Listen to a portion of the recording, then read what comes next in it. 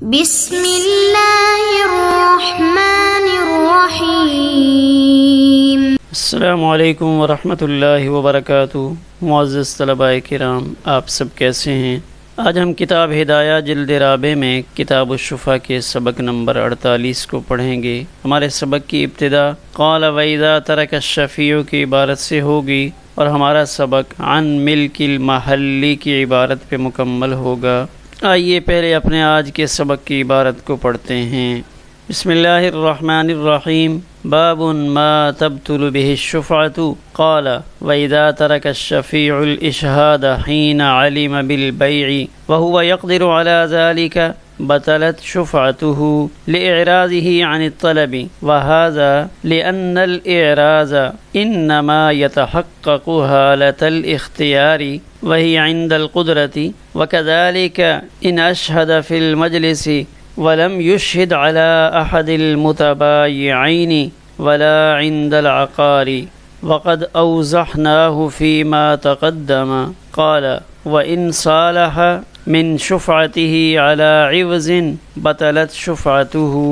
ورد العوض لأن حق الشفعة ليس بحق متقرر في المحل بل هو مجرد حق التملك، فلا يصح الاعتياز عنه ولا يتعلق إسقاطه بالجائز من الشرط، فبالفاسد أولى، فيبطل الشرط ويصح الإسقاط، وكذا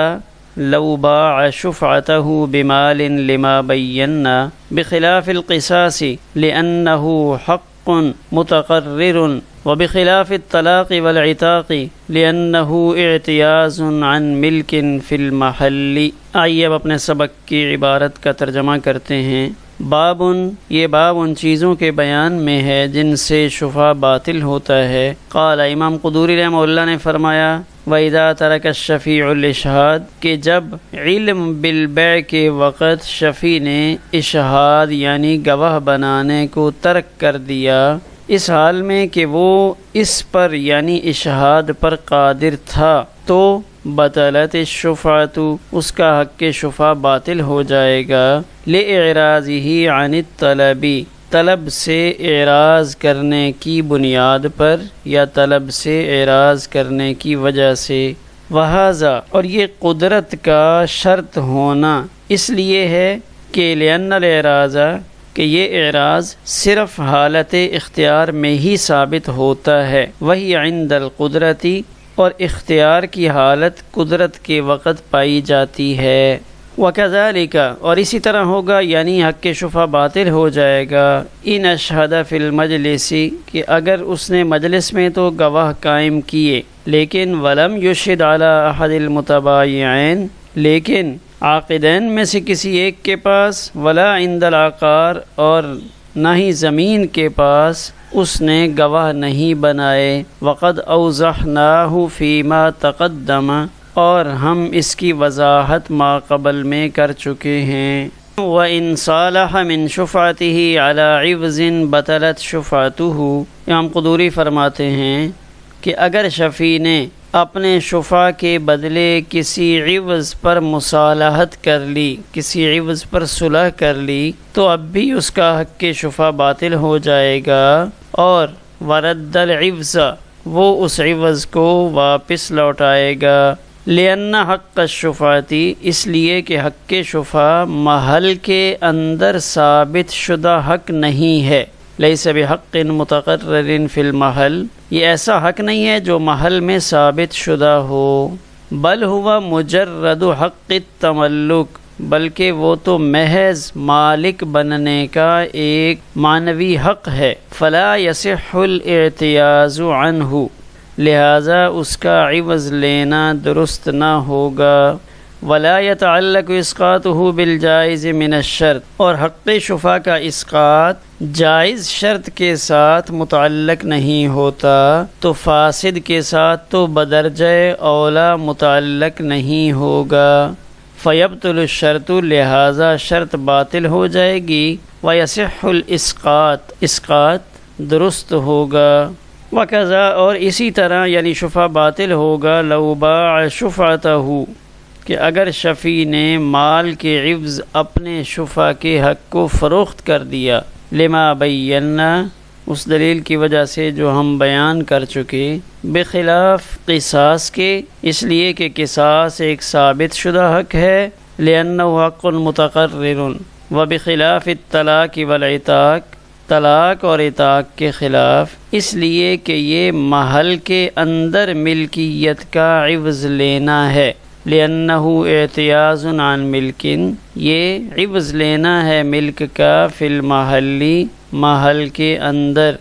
آئیے اب اپنے سبق کی تشریح کرنے سے پہلے آج کے سبق میں کیا اہم چیزیں زیر بحث ہیں ان پر ایک نظر ڈالتے ہیں۔ تو ہمارا جو نیا باب شروع ہو رہا ہے، اس باب میں بطلان شفا اس کا ذکر کر رہے ہیں کہ بطلان شفا کی چند صورتیں ہیں جن میں حق کے شفا باطل ہو جاتا ہے۔ تو آج کے سبق میں 4 صورتیں شامل ہیں۔ پہلی صورت کہ اعراض، کہ شفیع کی طرف سے اعراض پایا جائے، وہ اس طرف کوئی توجہ نہ دے، نہ ہی اس کا اظہار کرے، لاپرواہی ظاہر کرے، تو اس اعراض کی وجہ سے بھی اس کا حق کے شفا باطل ہو جائے گا۔ کہ جب اس کو پتہ چلا کہ میرے پڑوس میں مکان بک رہا ہے لیکن وہ اپنے کھیل کود میں مصروف رہا، موبائل پہ گیم کھیل رہا تھا، اس میں لگا رہا، یا دوست آپس میں بات چیت کر رہے تھے، اسی میں مصروف رہا۔ دوسری صورت، دوسرے درجے کی اشہاد کا نہ ہونا، کہ شفا کے اندر طلب مواسبت ہے کہ فی الفور طلب کرنا، پھر اس کے بعد بائع، مشتری یا جو مبیع چیز ہے ان میں سے کسی کے پاس بیٹھ کر گواہ بنوانا، تو اس نے یہ کام بھی نہیں کیا، اس صورت میں بھی حق شفا باطل ہو جائے گا۔ تیسری صورت، عوض لے کر دستبردار ہو جائے، یعنی وہ صلح کرے، کچھ لے کر اپنے حق کے شفا کے مقابلے میں صلح کر لے، تو یہ بھی شفا کو باطل کرنے والی صورت ہے۔ چوتھی صورت، اپنے شفا کو مال کے عوض فروخت کر ڈالے، کہ اپنا مال بیچے اور بیچ کر حق کے شفا اس کے درمیان میں لے یا اس کے عوض میں لے، تو بہرحال حق کے شفا باطل ہو جائے گا۔ اس طرح ہمارے سبق کے اندر شرط صحیح اور شرط فاسد اس کا بھی کچھ ذکر آ رہا ہے۔ اسی طرح سبق کے آخر میں 3 مثالیں وہ شارح نے ذکر کی ہیں، قصاص، طلاق اور عتق کی۔ آئیے اب اپنے سبق کی عبارت کو دیکھ کر تشریح کو سمجھنے کی کوشش کرتے ہیں۔ یہ ایک نیا باب شروع ہو رہا ہے۔ کتاب الشفا میں صاحب ہدایہ نے ترتیب اس طرح رکھی تھی کہ ابتدا میں تو شفا کی تعریف، شریک فی المنافع، شرکت جوار، ایک سے زائد مستحق کے شفا ہوں، تو ایسی مختلف بنیادی چیزیں ذکر کی تھیں۔ پھر باب ذکر کیا تھا باب طلب الشفاعۃ والخصومۃ فیہا، تو اس باب کے ذیل میں فصل فی الاختلاف کو ذکر فرمایا تھا، اور فصل فیما یؤخذ بہ المشفوع، اور تیسری فصل مشفوعہ جائیداد میں مشتری کے تصرفات کا بیان اس عنوان سے ذکر فرمائی تھی۔ دوسرا باب ذکر کیا تھا باب ما تجب فیہ الشفعۃ وما لا تجب، اور اب ہمارے آج کے سبق میں تیسرا باب شروع ہو رہا ہے، ما تبطل بہ الشفعۃ، ایسی چیزیں جن سے حق کے شفا باطل ہو جاتا ہے۔ تو باب ما تبطل بہ الشفعۃ، وہ چیزیں جن سے حق کے شفا باطل ہوتا ہے۔ تو چونکہ کسی چیز کا ثبوت پہلے ہوتا ہے اور اس کا ابطال بعد میں ہوتا ہے، اس لیے صاحب ہدایہ نے ثبوت شفا کے باب کو پہلے ذکر فرمایا اور یہاں سے بطلان کے باب کو ذکر فرما رہے ہیں۔ قال، امام قدوری رحمہ اللہ فرماتے ہیں، وَإِذَا تَرَكَ الشَّفِيعُ الْإِشْهَادَ حِينَ عَلِمَ بِالْبَيْعِ وَهُوَ يَقْدِرُ عَلَى ذَلِكَ بَطَلَتْ شُفْعَتُهُ، کہ ہم شروع میں یہ پڑھ چکے ہیں کہ علم بالبیع کے فوراً بعد، کہ جیسے ہی شفیع کو پتہ چلے کہ میرے پڑوس میں ایک مکان بک رہا ہے، تو علم ہوتے ہی شفیع کے ذمہ ہے کہ وہ طلب مواسبت کرے، یعنی فی الفور شفا کا مطالبہ کرنا یہ شفیع پر ضروری ہے۔ اب یہاں اسی طلب مواسبت سے متعلق یہ بتانا چاہ رہے ہیں کہ اگر کسی نے اطلاع ملنے کے باوجود طلب مواسبت نہیں کی، اس کو پتہ چلا، مثلا عبداللہ شفیع تھا، تو عبداللہ کو پتہ چلا کہ میرا پڑوسی احمد وہ اپنا مکان بیچ رہا ہے، لیکن عبداللہ نے اس طرف کوئی توجہ نہیں دی، وہ اپنے موبائل پہ گیم کھیلتا رہا یا اپنے کسی کام میں مصروف رہا، حالانکہ اسے یہ چاہیے تھا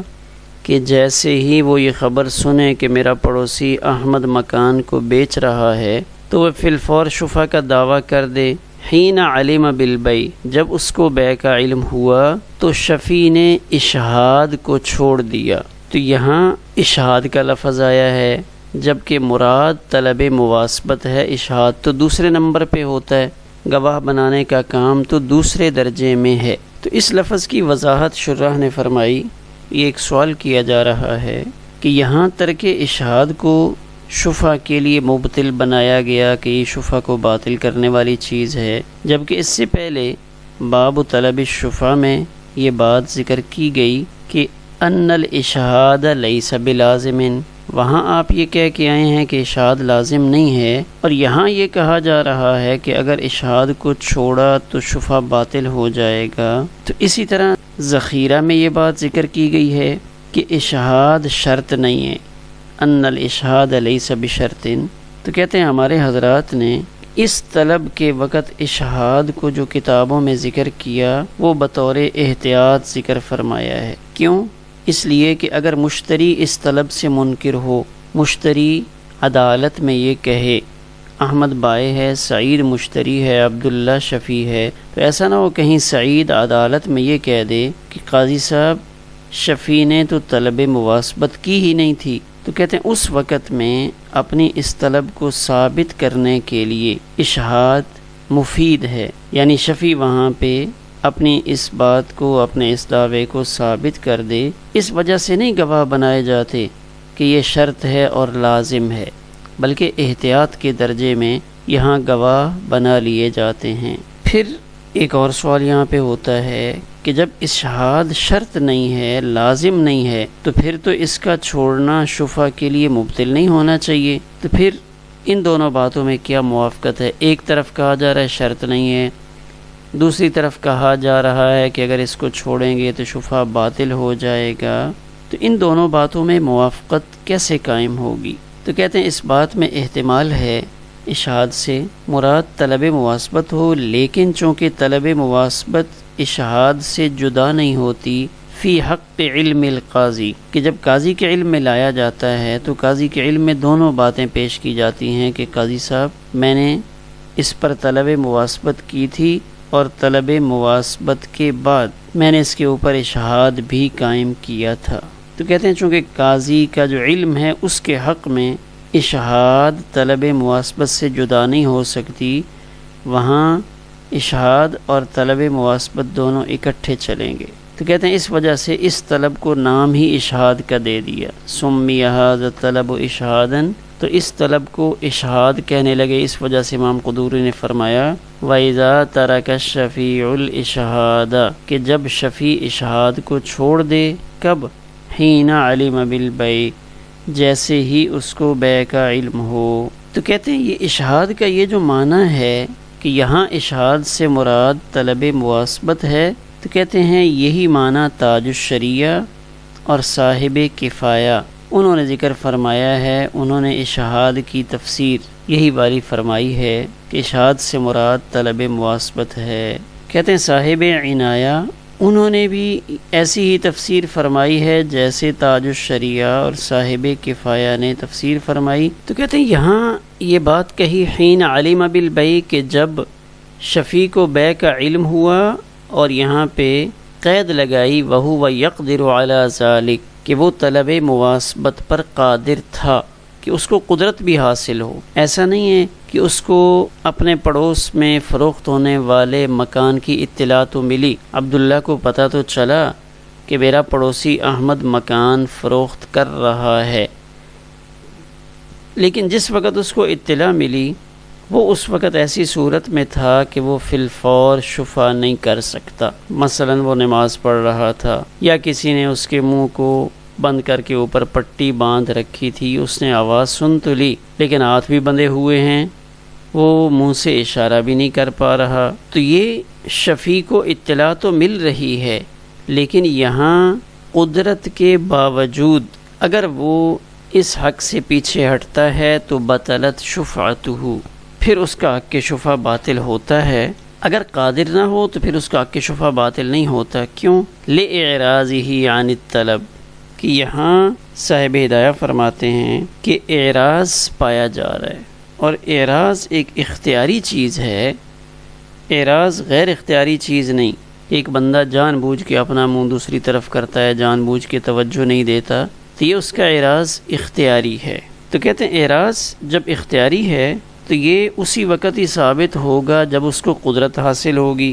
یعنی اس کو اس بات کا پورا موقع ملے کہ وہ اپنے لیے حق شفع کا دعویٰ کر لے، اور پھر اس پر اشہاد قائم کرنا چاہے تو اس پر گواہ بھی مقرر کر لے۔ لیکن اس پورا موقع ملنے کے باوجود، اختیار ہونے کے باوجود اگر وہ یہ کام نہیں کرتا تو اب یہ اعراض پایا جائے گا کہ اس کا پورا اختیار تھا، اس اختیار کے باوجود اس نے اعراض کیا، تو اس صورت میں اس کا حق شفع باطل ہو جائے گا۔ وہذا، یہ قدرت کی شرط اس وجہ سے لگائی اس لیے کہ اعراض تو اسی وقت متحقق ہوگا جب اس کو اختیار ہو، اور اختیار کب ہوتا ہے؟ وہی عند القدرتی، جب اس کو قدرت حاصل ہو تو وہ با اختیار ہوگا، اور جب با اختیار ہوگا، با اختیار ہونے کے باوجود اگر وہ اس طرف توجہ نہیں کرتا تو یہ اعراض کہلائے گا، اور اس سے اس کا حق شفع باطل ہو جائے گا۔ دوسری صورت وَكَذَلِكَ إِنْ أَشْهَدَ فِي الْمَجْلِسِ، کہ اگر اس نے پہلا کام تو کر لیا، طلب مواسبت کر لی، لیکن دوسرا کام جو تھا کہ وَلَمْ يُشْهِدْ عَلَىٰ أَحَدِ الْمُتَبَايِعَيْنِ وَلَا عِنْدَ الْعَقَارِ، تو اس نے شفع کی مجلس میں تو گواہ مقرر کیے، طلب مواسبت کر لی، لیکن اب اس کے ذمہ تھا کہ وہ بائع یا مشتری میں سے کسی کے پاس جائے یا مطلوبہ جائیداد کے پاس جا کر گواہ مقرر کرے۔ کیوں؟ تاکہ بائع اور مشتری کو پتہ چل جائے، ان کو اس بات کی خبر ہو جائے کہ یہ مکان، یہ جائیداد اب زیادہ دیر ہمارے پاس نہیں رہے گی، شفیع شفع کرنے کے لیے اس پر تیار ہے، تاکہ وہ مزید اس کے اندر کسی قسم کا اضافہ نہ کریں اور وہ مزید معاملہ بڑھانے سے رک جائیں کہ یہ مکان تو اب ہمارے ہاتھوں سے نکل جائے گا۔ تو اس لیے بائع یا مشتری یا وہ مکان زمین اس کے پاس جا کر گواہ بنانا، اس کو دوسرے درجے میں لازم کیا گیا ہے کہ شفیع نے طلب مواسبت تو کیا، مگر متعاقدین میں سے کسی ایک کے پاس یا زمین کے پاس اس نے گواہ نہیں بنائے، تو طلب تقریر کے فقدان کی وجہ سے اس دوسری صورت میں بھی اس کا حق شفع باطل ہو جائے گا۔ کہ طلب اشہاد اس کا دوسرا نمبر ہے، یہ شروع میں لازم نہیں آتا، کیونکہ سب سے پہلے تو طلب مواسبت ضروری ہے، پھر یہ دوسرے درجے میں ہے، تاکہ اس کے ذریعے قاضی کے پاس جب معاملہ لایا جائے تو قاضی سے اپنے حق میں فیصلہ لیا جا سکے۔ کیونکہ اگر کوئی شفیع کو یہ حق نہ دینا چاہے تو قاضی کو، بلکہ بائع یا مشتری کو بھی اس کا علم نہ ہونے کی وجہ سے اس کی سنوائی نہیں ہو سکے گی، کوئی اس بات کی طرف توجہ نہیں دے گا، لہٰذا گواہی کا ہونا بھی یہ ضروری کام ہے کہ اگر ایسا ہو کہ شفیع اپنی تمام طلب پوری کر لے، اس پر وہ مشتری اس سے یہ درخواست کرے کہ کچھ روپے لے کر اس حق سے دستبردار ہو جاؤ، تو بھی اگر واقعتاً شفیع اس حق کا خواہش مند ہو تو یہ بات نہیں سنی جائے گی۔ وَكَذَلِكَ إِنْ نَشَّدَ فِي الْمَجْلِسِ وَلَمْ يُشْهِدْ عَلَىٰ أَحَدِ الْمُتَبَايِعَيْنِ وَلَا عِنْدَ الْعَقَارِ، تو وَكَذَلِكَ اسی طرح، یعنی حق شفع باطل ہو جائے گا جیسے اوپر اعراض کی صورت میں باطل ہوا تھا۔ وقد اوضحناه فيما تقدم، اور اس کی وضاحت باب طلب الشفع میں ہو چکی ہے۔ قال وَإِنْ صَالَحَ مِنْ شُفْعَتِهِ عَلَىٰ عِوَضٍ بَطَلَتْ شُفْعَتُهُ، یہ تیسری صورت ہے کہ اگر اس نے اپنے شفع کے معاملے میں مشتری کے ساتھ صلح کر لی اور مشتری سے کچھ ڈیمانڈ کی کہ اگر آپ مجھے اتنے پیسے دے دو تو میں حق کے شفع چھوڑتا ہوں، صلح کر رہا ہے، مصالحت کر رہا ہے کہ میرے ساتھ آپ کوئی معاملہ کر لو تو میں حق کے شفع چھوڑ دوں گا، آپ اس مکان میں رہ لینا۔ تو اگر وہ کوئی ایسی بات کرتا ہے، یعنی شفیع کچھ مال لے کر اپنے حق سے دستبرداری کرتے ہوئے صلح کرتا ہے تو اب یہاں ایک تو اس کا حق باطل ہو جائے گا، اور دوسرا ورد العوض، جو اس نے عوض لیا ہے وہ بھی اس کو لوٹانا پڑے گا۔ لأن حق الشفعۃ لیس بحق متقرر فی المحل، اس لیے کہ جو حق شفع ہے وہ کوئی ایسا حق نہیں ہوتا جو جائیداد کے ساتھ یا اس کی قیمت کے ساتھ لازم ہو، بلکہ یہ تو صرف مالک بننے کا ایک حق ہے، مانوی چیز ہے، اس کا عوض لینا درست نہیں ہے۔ اس لیے کہ عوض تو اس چیز کا لینا صحیح ہوتا ہے جو محل میں ثابت ہو، تو یہاں محل میں اس کا کسی قسم کا کوئی حق ثابت نہیں ہے۔ شفیع کو صرف دار مشفوعہ کے مالک بننے کا حق ہے، محل اور مکان میں اس کا حق ثابت نہیں۔ لیس بحق متقرر فی المحل بل ہوا مجرد حق التملک، بلکہ وہ تو صرف مالک بننے کا حق ہے۔ فلا یصح الاعتیاض عنہ، پس اس کا کسی قسم کا عوض لینا درست نہیں۔ ولا یتعلق اسقاطہ بالجائز من الشرط، اور یہاں ایک اور چیز بتانا چاہ رہے ہیں کہ ایک شرط جائز ہوتی ہے اور ایک شرط فاسد ہوتی ہے۔ شرط جائز وہ ہوتی ہے جس میں مال کا تذکرہ نہ ہو، تو کہتے ہیں اگر جائز شرط میں ولا يتعلق اسقاطه بالجائز من الشرط فبالفاسد اولا، حق شفع کو ساکت کرنا جائز شرط سے متعلق نہیں ہوتا، تو فبالفاسد اولا، تو شرط فاسد سے تو بدرجہ اولا یہ حق متعلق نہیں ہوگا۔ گویا کہ اس حق کو رشوت کی شرط لگا کر ختم کرنا تو اس کی کوئی معقول وجہ نہیں نکلے گی، کیونکہ وہ تو از خود ختم ہو جائے گا۔